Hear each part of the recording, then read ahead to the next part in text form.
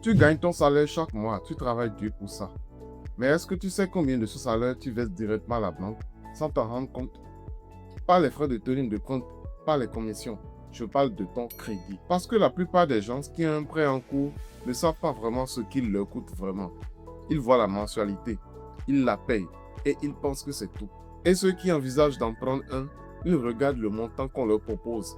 Ils regardent la mensualité et ils signent sans avoir calculé ce qu'ils vont rembourser en réalité sur toute la durée du prêt. Dans cette vidéo, je vais t'ouvrir les yeux sur ce que coûte vraiment un crédit. Comment il fonctionne, ce que les banques ne t'expliquent pas spontanément, les pièges à éviter avant de signer. Et si tu as déjà un crédit en cours, ce que tu peux faire pour limiter les dégâts. Que tu aies déjà emprunté ou que tu y penses, cette vidéo te concerne.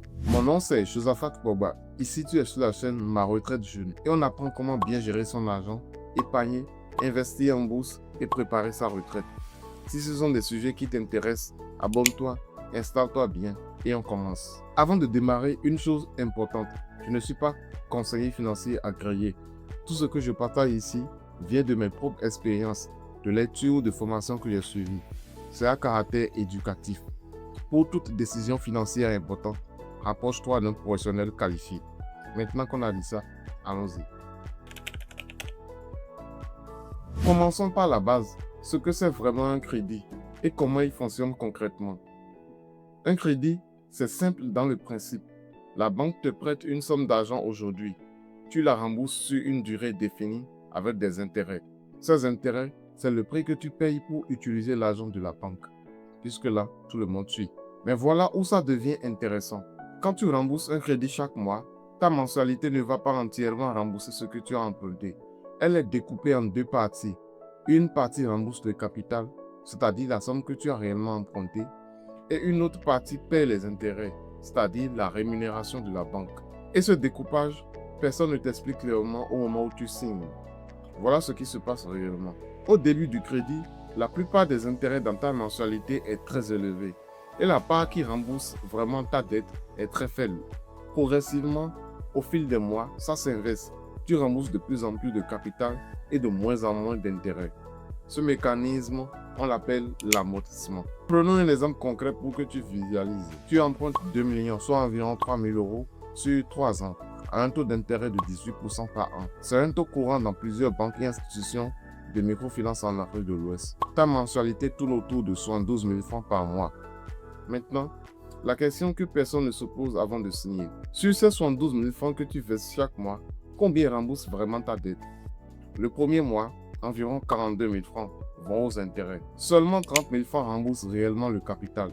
Tu verses 112 000 francs à la banque et moins de la moitié réduit ce que tu dois. Et ça, tu ne le vois pas. Tu vois juste le chiffre de ta mensualité qui part chaque mois. Maintenant, faisons le calcul total. Sur 36 mois, tu vas verser environ 2 600 000 francs à la banque pour un prêt de 2 millions de francs CFA. Tu rembourses donc 600 000 francs de plus que ce que tu as emprunté, soit environ 900 € uniquement en intérêt. C'est ça le vrai coût d'un crédit. Et 18%, ce n'est pas un taux exceptionnel en Afrique de l'Ouest. Selon les données de la BCAO, les taux pratiqués par les institutions de microfinance peuvent même atteindre 20 à 24%, voire plus. Dans ce scénario, le coût total explose encore davantage. Maintenant que tu comprends comment fonctionne le mécanisme, la vraie question c'est, sur toute la durée de ton prêt, combien est-ce que tu vas payer en réalité?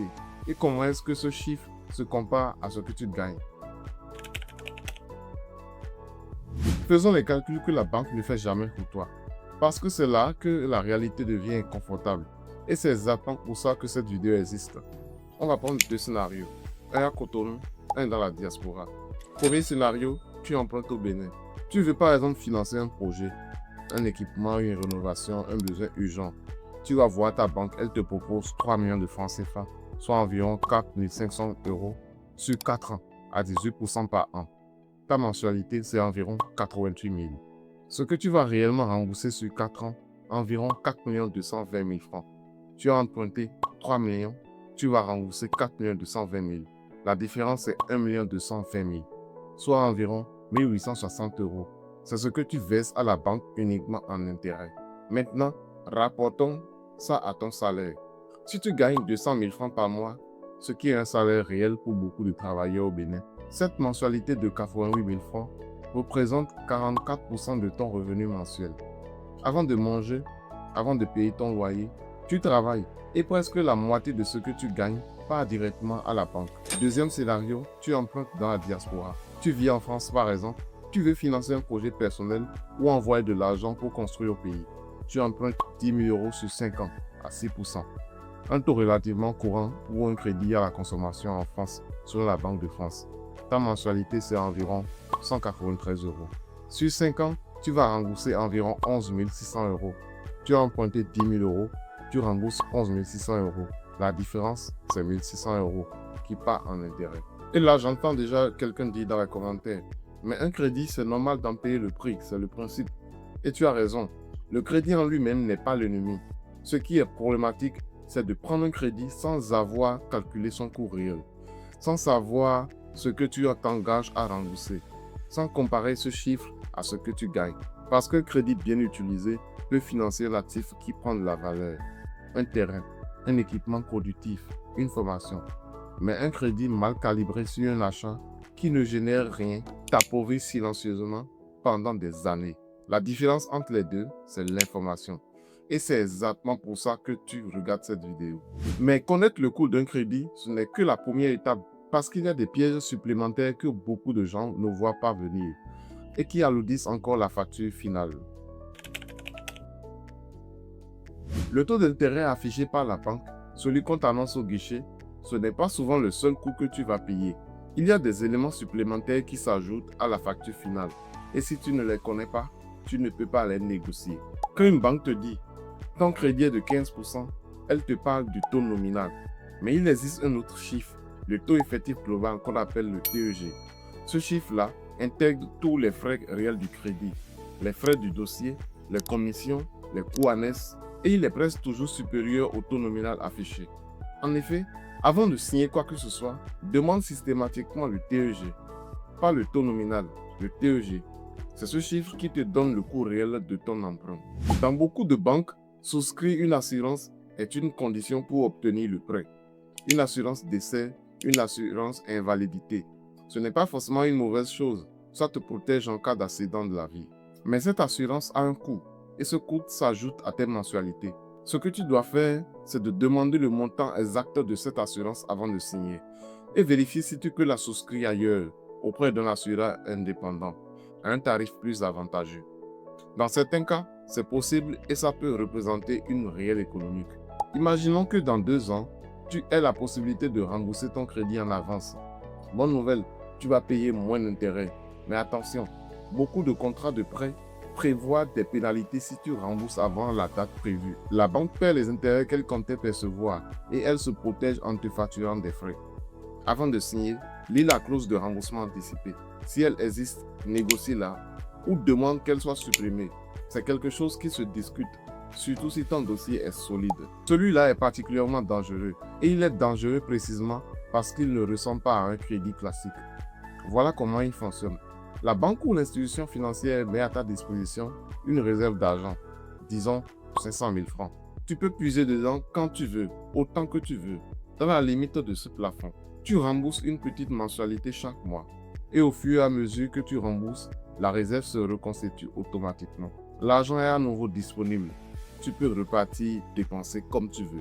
Et c'est là que le piège se referme, parce que les taux d'intérêt de ces crédits sont parmi les plus élevés du marché, souvent entre 20 et 24% par an, parfois plus. Et comme l'argent est toujours disponible, la tentation de puiser dedans est permanente. Un imprévu, une envie, une urgence et hop, la réserve redescend. Résultat, beaucoup de gens ne remboursent jamais vraiment le capital. Ils paient leur petite mensualité chaque mois et ils ont l'impression de gérer. Mais en réalité, ils paient essentiellement des intérêts. La dette reste, elle ne diminue presque pas et des années passent. C'est exactement comme une fuite d'eau dans un seau. Tu continues de verser de l'eau, mais le niveau ne monte jamais vraiment. La règle simple, si tu n'as pas de besoin précis et chiffré pour ce type de crédit, ne le prends pas. Et si tu en as déjà un, calcule ce que tu as réellement remboursé en capital depuis le début. Le chiffre risque de te surprendre. On a vu comment fonctionne un crédit. On a calculé son coût réel. On a identifié les pièges. Maintenant, la partie la plus importante, que faire concrètement? Première règle, emprunte uniquement pour un actif ou un besoin productif.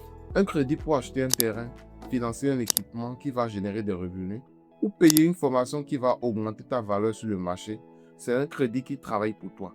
Il finance quelque chose dont la valeur égale ou dépasse ce que tu rembourses.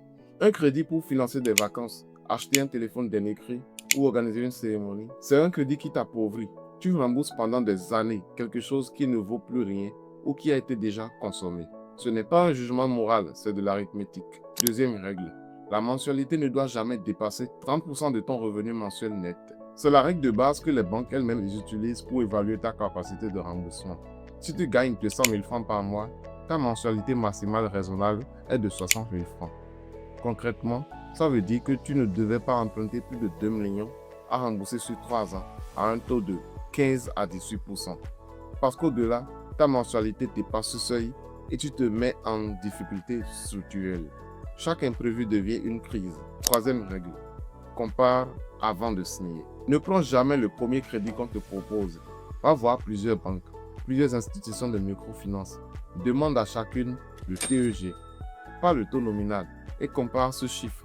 Un écart de 2 ou 3 points de taux sur un prêt de plusieurs millions de francs CFA, c'est des centaines de milliers de francs d'économie sur la durée totale du prêt. Négocie aussi la durée. Un prêt plus court coûte moins cher en intérêt. Même si la mensualité est plus élevée, si tu peux te le permettre, réduis la durée. Si tu as déjà un crédit en cours, voici ce que tu dois faire. Première chose, calcule ce qu'il te coûte vraiment. Prends ton contrat, multiplie ta mensualité par le nombre total de mois. Soustrais le montant emprunté. Le résultat, c'est ce que tu vas payer en intérêt sur toute la durée. Deuxième chose, si ta situation financière s'est améliorée depuis que tu as signé ton contrat, renseigne-toi sur le rachat de crédit. C'est la possibilité de renégocier ton prêt à un taux plus avantageux, soit auprès de ta banque actuelle, soit auprès d'une autre institution.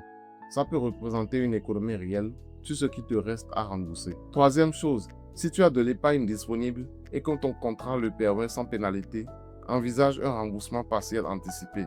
Chaque franc que tu rembourses en avance sur le capital, c'est des intérêts futurs que tu ne paieras pas. Un crédit, ce n'est pas une fatalité, c'est un outil.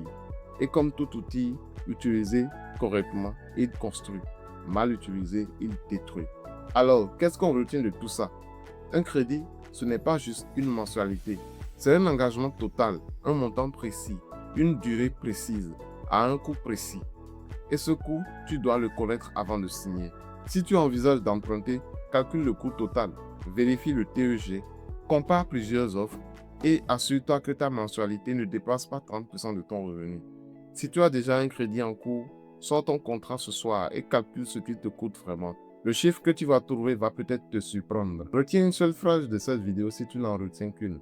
Un crédit mal compris, c'est un salaire que tu verses à la banque sans t'en rendre compte. Si cette vidéo t'a appris quelque chose, clique sur le pouce en vert. C'est gratuit pour toi et ça aide énormément cette chaîne à grandir. Partage cette vidéo à quelqu'un de ton entourage. Tu pourrais lui épargner des années de remboursement inutiles. Abonne-toi si ce n'est pas encore fait, parce que chaque semaine, sur cette chaîne, on parle de sujets qui vont changer ta façon de voir l'argent, la vie et ta construction personnelle. Des vidéos que tu ne veux pas rater. À la semaine prochaine sur Ma Retraite Julie. C'était Josa.